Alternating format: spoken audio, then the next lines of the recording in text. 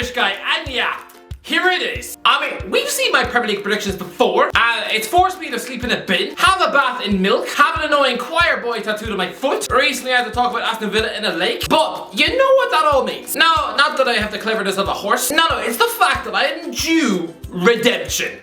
I'm like football's answer to Deji. I mean, right now, you are about to witness prediction perfection. I mean, I'm not gonna be sucked into the hype. I'm not gonna blindly read the wrong clues like everyone else doing these predictions. No, watch me, okay? I'm going to get 15 out of 20 right. Okay, I'm not gonna be insane and say every single one. There'll be room for error, but yeah, I'm gonna get 75% right. Honestly, revisit this in May, and I'm gonna look at football's answer to Einstein. Right, let's go. 20th, Brentford. Yeah, you're probably expecting to see Bournemouth, right? No, if you were a Brentford fan, I mean, right now, you probably want to force feed me a dissected mouse. You probably want to get your overweight grandmother to jump on my feet. But no, I'm sorry, Brentford, okay? But second season syndrome is going to eat you in a pie. I've never been more convinced of anything in my life. I mean, this is Sheffield United all over again. I mean, does nobody remember? Before Christian Eriksen joined in January, Brentford were collapsing. I mean, without sounding like a junior dentist, look at all that pink. I know you've added well. Aaron Hickey, Keane Lewis-Potter, and Ben Mee are all good signings. But I'm sorry, it's just gonna be a horrible season. I'm gonna say you're gonna win 2 home matches all season. You'll stick around 20 points on the board. Ivan Toney will be so starved of service, he'll probably wind up spending Christmas vomiting in the shower and demanding a move to Leicester. Brentford fans, trust me, I don't want to scare you, but honestly, you should probably go ahead now and start hyperventilating to a shoe. I mean, I wouldn't blame you if you now decided to chuck your telly in a bin and just take up an interest in wheelchair cricket, because honestly, watching Match of the Day this season, it's gonna be about as much fun as watching a 9-hour live stream of your constipated granddad on the loo. Sorry lads, but honestly, those Brentford season ticket holders, you might as well just eat your ticket in a sandwich. Because I mean, this is like getting a front row seat to watching your parents make love in the back of the car. Honestly, it's going to be horrible to watch. By the way lads, just a quick message for those of you who are not subscribed. Subscribe! Okay, I'm sorry if I might have burst at your eardrum there, but just subscribe, okay? Trying to get to 150,000 subscribers as soon as possible. If you just have a YouTube account and you're not subscribed, just press that red button. And honestly, 150k on my own channel would blow my mind. Anyway, back in the video. 19th, Leeds. Yeah. Still no Bournemouth. Yeah, the only 2 clubs I ever had tattoo bets with. I'm predicting you both to get relegated. Listen, I'm sorry Leeds, but you're going down. I mean, imagine going back to this time last summer and telling any Leeds fan that soon you won't have Calvin Phillips or Rafinha or crucially Marcelo Bielsa, and factor in the fact that Patrick Bamford, he might as well have full-blown leprosy in his feet because he's never fit anymore. Oh, Irish guy, you're sleeping on Leeds transfers. I think it's perfectly clear that I sleep on the floor and using my nan's underpants as a pillow. And it was a Christmas present from 2012. She thought the world was gonna end, so she kind of just didn't put any effort in. But lads, Jesse Marsh has signed a bunch of footballers who've never actually set foot on a Premier League pitch before. I mean, honestly, it's like getting in a plumber who's never actually seen a toilet in his life. Yeah, that's how to get your kitchen smelling of poo. I don't actually want Leeds to go down, despite Bamford being repulsed by my foot. I mean, there's a posh guy who plays the violin. I mean, forget the nice guy act. You just know he drives around on Christmas Eve probably spitting at the poor. But no, I do want a big club like Leeds to stay up. But I'm sorry, I'm convinced you're going down. Honestly lads, if I'm somehow wrong and Leeds do survive, I mean, if Leeds don't get relegated, then I will box both Thogged in and Thogged out in the same night. And lads, YouTube boxing makes me want to puke. 18th, Brighton. Yeah, still no Bournemouth. Honestly, it's like being half an hour through Scream 5 and wondering why you still haven't seen the villain yet. Listen, I realise this makes me sound like I'm clinically insane. And, lads, even I'm not sure about this one. Oh, Irish guy, Brighton just finished 9th in the league on 51 points. And you actually think relegation? You've just exposed yourself as having the intelligence of a milkshake made of mouse piss. I'm sorry, 9th is nice, yes. And what? Sheffield United finished 9th with 54 points in 2020 and still went down the next year. I seem to be the only one who hasn't jumped aboard the Graham Potter hype train. But I'm telling you, he's just Michael Laudrup with a beard. A former Swansea coach who was actually linked with the Barcelona job. Yeah, he's since proven that no, he was just a 2-year flash in the pan who's got the footballing ambition of a cat's litter box. Brighton have lost Yves Bissouma and I'm convinced they will lose Marco Corella to Man City too. And lads, Ninth in the league was a fourth position. Are we forgetting they didn't win a single game from September to December? That was an 11-game winless run. And then, after Valentine's Day, they then lost 6 games in a row. 6. I mean, they scored 1 goal across 7 consecutive games. They only had 5 home wins all season. I mean, they still don't have a goal scorer. I'm sorry, but to me, this is a call, but I'm just gonna say it. This is a season where Brighton get relegated and Potterball quickly crumbles into wet spaghetti. 17th Bournemouth. Yeah, this makes no sense. I want to offer a specific reason why Bournemouth won't go down, but I can't. Logic says they will get relegated. I mean, that's why nobody is giving them a chance. I mean, Christ, well, Scott Parker, brilliant captain, yes, but having this modern Tim Sherwood as a manager, I would personally find him about as inspiring as eating shreddies with a fork. Weirdly, Bournemouth Football Club are a bit like Sandra Bullock, because no matter how old they get, they always have a young man on their arm. Honestly, they don't do old coaches. The last time they appointed a manager who wasn't in his 30s or 40s was Alex Stock in 1979. And by the way, I have no idea about the love life of Sandra Bullock, but I mean, she just looks like somebody probably still clinging to the past and who probably sneaks into Freshers Week to steal the little boys. So honestly, yes, Parker is a walking sack magnet, and he will be gone by Christmas, but I'm sorry. I mean, if someone like Steve Bruce thinks he's getting this job, again, no, the Bournemouth owner is sooner gonna swallow a brick. They don't do old managers. The easy money says that Bournemouth will go down. I should be sensible and say that too, right? I mean, come on, they're so laughably unprepared. Refusing to buy anybody, it's almost stupidity. I mean, I bet like preparing for a boxing match by doing nothing but spending the summer eating donuts on the couch and eating cake off a toilet seat. I can just smell the Great Escape with some young coach like Gareth Ainsworth at the wheel. I mean, he's still clinging to his 40s. The same way David Brent was in his 30s. And you know what? I know expectations are low for Dominic Solanke, and most of you are anticipating him having the top flight ability of some fat Santa Claus. But I think he'll do alright. He'll have a Timu Pukki season, 10 Premier League goals. Honestly, Big Dom is keeping you up. 16 Southampton. People think they're being very clever by tipping Southampton to go down. Oh yeah, because they ended the season horrifically with 5 points from the last available 36. Surely Ralph Hasenhüttl's lost the dressing room, and with Armando Broja gone, surely they're going to be eaten up like a burnt slice of toast. But I've made that mistake before. I mean, the previous season, they lost 15 of their last 21 matches, and don't forget, they've been top of the league in November, but they still didn't go down the next season. All the clues were there, but they didn't. So don't let Southampton hustle you. Honestly, it's like Eddie Murphy bringing out stinking film after stinking film, full of zero laughs. I mean, you think his career is dead in a ditch, right? I've thought that since 2005. Well, yeah, here he is, still getting Hollywood jobs. So again, this time it'll just be another dull as muesli boring season. But lads, they'll stay up. Gavin Bazinu is going to be so utterly brilliant in goal, he will register the most clean sheets of all the teams in the bottom half of the league. But yeah, 16th and you'll stay up. And comfortably too. 15th Fulham. What? Don't look at me like that. Me predicting Fulham to finish as high as 15th in the Premier League. Oh, I'm sorry, it's not 2011 anymore. I know.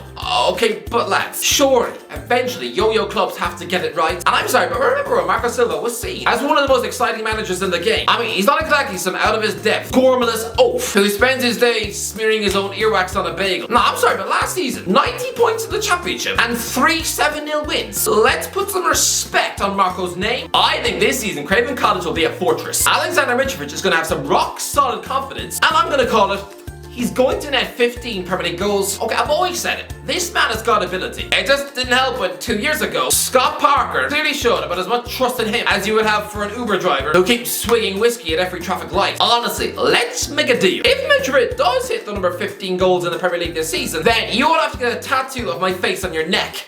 Deal? But yeah, 15th and some big famous wins. Yeah.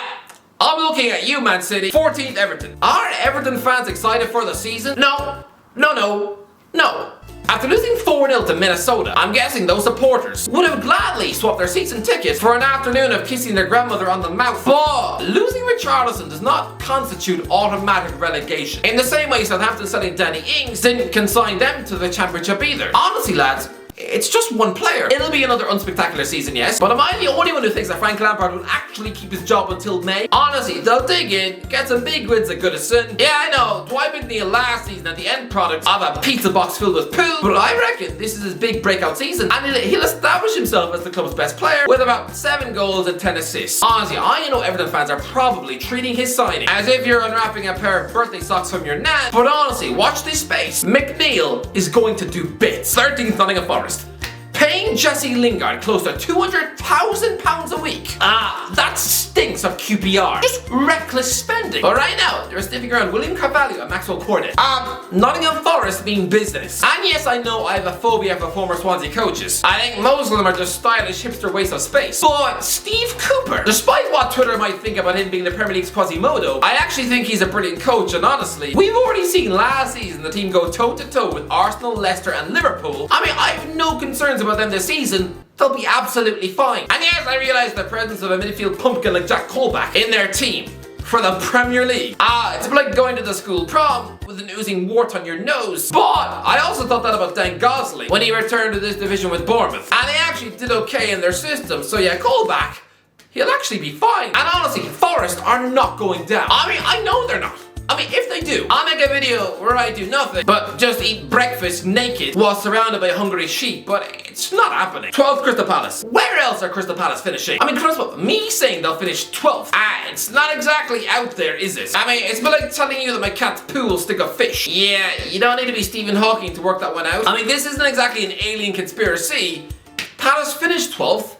It's just what they do. They have been the most consistent team in the Premier League for nearly 10 years. They always get points total in the 40s. No 30s, no 50s, no. Always 40s. You know what, Palace? Fair play. I mean, sure, it's a boring level of consistency, which probably caused Wilfred Zaha to cry in the shower. You know, a bit like a bored housewife who's a bit sick of the same caravan holiday to Wigan every summer and having a husband who's got a knob no bigger than a cauliflower, but still, well done, Palace, I guess. So yeah, Patrick Vieira is a good coach, but lads, I mean, if Palace don't have a points total in the 40s, then I'll agree to share a bath with a pig. 11th, West Ham. West Ham are not doing this again. No. Now, okay, everyone, please, just relax. This is the season where the hammers burn out. Ozzy, by this time next year, Declan Rice is going to be the summer brat, stuffing in a transfer request and showing the captain's armband such little respect that he might as well use it to clean bird poo off his car. I mean, for those West Ham fans who think that Rice is too loyal, I'm sorry, without sounding like a deranged ex who wants to tell Facebook just how she caught her boyfriend making out with his cousin in the back of church, I'm sorry, but Rice doesn't do loyalty. Honestly, West Ham are already going backwards under Moyes. I mean, last season's 7th sounds brilliant, but it was nearly a 10-point drop-off from the season before, and I'm gonna call it. Gianluca Scamacca, while he might sound like a brand of tomato soup, is yet another Premier League big money Italian flop. Ozzy, for the hipsters with mustaches who'd gladly spend 20 minutes licking this man's chin, then I'm gonna say it. For every winning goal he scores in the Premier League, and I must stress it has to be a winning goal, then I will eat a loaf of Weetabix out of a public bin. Honestly, this man is my modern day Adam Armstrong. 10th, Wolves. People are harsh on Wolves, but I'm sorry, for a team who spent last season playing a centre forward who constantly has a crippling migraine, I think 10th was a pretty brilliant damn return under Bruno Lage. No way are they in trouble. It'll be another good season. They'll get about 53 points and finish 10th. No problem. Next, 9th, Aston Villa. I'm gonna be harsh right now, but I just have to say it, for the money that Aston Villa have spent, the fact that they haven't finished in the top half of the Premier League since they sold Ashley Young, it's a borderline disgrace. That was 2011. Since returning to the Premier League in 2019, they have spent £400 million. That's more than Liverpool. And what's it got you? 17th, 11th and 14th? I mean, that's like going to a pricey London restaurant and spending £300 on food, and what you actually get in return is just a plate of undercooked lasagna, 9 stale Kit Kats, and a glass of the waiter's spit. Surely Steven Gerrard has to get Villa in the top half. He has no excuse. This squad is top half material. Anything less than that is a failure. I'm sorry, but it is. I'll go 9th. 8th, Leicester. People think that Brendan Rodgers' Leicester project is dead, right? I mean, these days he's got stale tactics, right? I mean, his hype has died down, right? I mean, forget the Chelsea and Man City links. Give it a year and be back to begging Swansea for a job, right? No, I guarantee, because he's been there over 3 years, we're bound to see him linked with a sack in September, but lads, he's managed to get 5th with Leicester twice and win the FA Cup. Forget this bottling the Champions League. What he's done is bordering on a miracle. What also needs to be said is that of the 8 seasons Leicester have had in the Premier League since promotion, they've only finished outside the top half twice. That is mental. Honestly, this is going to be an improvement on last season. I'm predicting 60 points, 8th in the league. Honestly, another good season. 7th, Tottenham. Tottenham are going to implode. Remember this clip. Clip it up and retweet it to me, because I'm the only one who hasn't been brainwashed by the Tottenham hype. Am I the only one who thinks the majority of their summer shopping has just left me feeling cold inside? You know, a bit like if you were to give Katie Hopkins a hug. Everyone thinks that Antonio Conte is about to oversee a title challenge with Tottenham.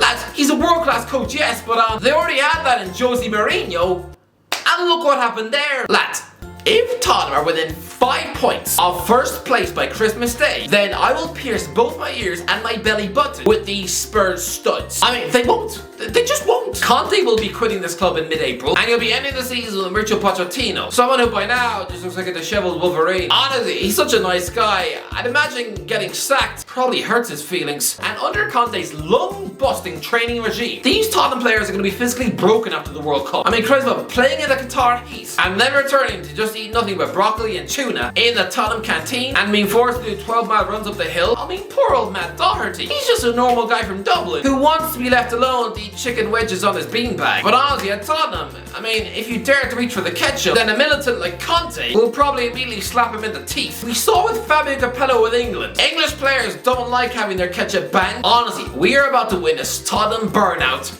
and a squad mutiny. And honestly, I'm gonna call it 7th. 6th, Newcastle. We are about to witness absolute Newcastle United brilliance this year. I'm gonna say it. Despite the Tottenham transfer hype, they're still gonna finish behind a team with Paul Dummett on the bench. I'm convinced Newcastle will make one marquee signing this month, and yeah, 6th. I mean, Criswell, this is a team who've just won 12 of the last 18 league matches. It's going to be a solid first half of the season, but trust me, Eddie Howe is going to make some big transfers in January, and from then until May, this team is going to be on a roll and bordering on being unstoppable. Honestly, this is the last ever season of no European football for Newcastle. Trust me, this season, it's going to be fantastic. 5th, Man United. If Ralph Rangnick was still in charge, then Manchester United, for the first time since 1977, would be finishing below Newcastle in the league. I'm convinced of it. But lads, Erik ten Hag will improve the team. You'll have a decent season, and honestly, you're going to be in and out of the top 4 every other Saturday, right up until the final week of May. Honestly, this will be a season of restoring dignity to your club. Despite the presence of Steve McLaren smiling like a clown, but you will push top 4 all the way, but just miss out. Yeah, I'll go 5th. 4th, Chelsea. Chelsea fans were underwhelmed with last season, right? But relax, the world isn't folding in. 74 points is still your highest points total in 5 years. I don't think Chelsea are in crisis, no. But you still don't have a centre forward. So I'm sorry, Raheem Sterling will be your top scorer with about 12 or 13 goals in the league, but honestly, lads, it's going to be a low-scoring season with a lot of clean sheets. 4th. 3rd, Arsenal. There is one footballer who will define the Premier League this season. Gabriel Jesus. This season is going to prove that Manchester City choosing to sell him to a top 4 rival for just 45 million. It's lunacy. I mean, just give him to Juventus, not Arsenal. I was wrong about Mikel Arteta. I thought he was just another Ole Gunnar Solskjaer, just some PE coach who got a lucky job after spending 2 years sitting on Pep's lap. But what he's doing, I'm sorry. Jesus will score 35 goals in all competitions. Yes, 35. I mean, initially I thought the Gunners would get 4th, but I'm sorry, their pre-season 4 is off the chart. Who beat Sevilla by 6 goals? I mean, chuck in the Amazon documentary as well, and lads, this is the season where Arteta emerges as the best young coach in Europe. The best manager on the planet below the age of 45. I mean, trust me, by next May, he's going to be getting offered the PSG job, Jesus will be getting linked with Real Madrid, and Alexander Zinchenko is going to be named in the PFA Team of the Year. Honestly, this season is going to be nutty, and I'm so convinced of if Arsenal don't qualify for the Champions League next season, and I will personally go down to London and do an interview on AFTV wearing nothing but a wig and a dress. Won't that be fun? 2nd, Man City. Everyone is picking Manchester City to win the league, right? Everyone. Not me. In fact, I know Man City aren't winning the Premier League. Apparently, bringing in Superman Erling Haaland has ended all competition, right? No, I'm sorry, but no. I mean, he's an absolute superstar, yes, but I mean, come on.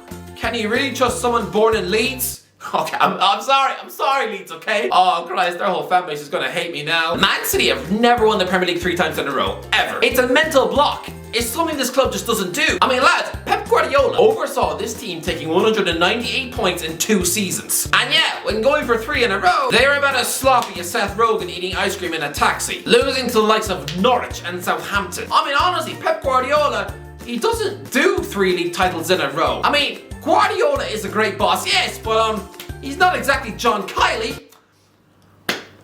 I'm guessing about 3% of you might get that reference. Let me know in the comments if you do. Again, this is another season where City just sleepwalk their way to 85 points. Honestly, it won't even be that close. Their title race will essentially be done by March. No chance of City winning the league. No, I just know they're not going to win.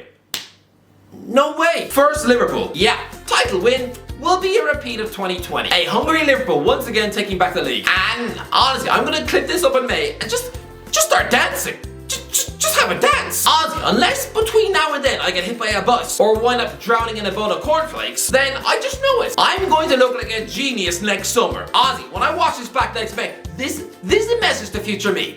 Start dancing now. Ah, look at him go. Almost hypnotic, isn't it? Ah, look at that chubby guy go. I'm gonna eat a lot of pizza between now and then. Lads, this is a team who fit over 90 points 3 out of the last 4 seasons. Has nobody accepted how freakish that is? Liverpool will win this, and win this by 10 points. Anyways, what do you think? Let me know in the comments. Let me know. Put your predictions in the comment section below. Oh, what have I done?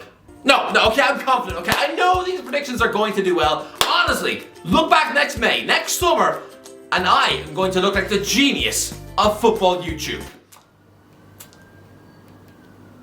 Maybe. If you enjoyed the video, don't forget to subscribe, and as always, I'll talk to you in a while.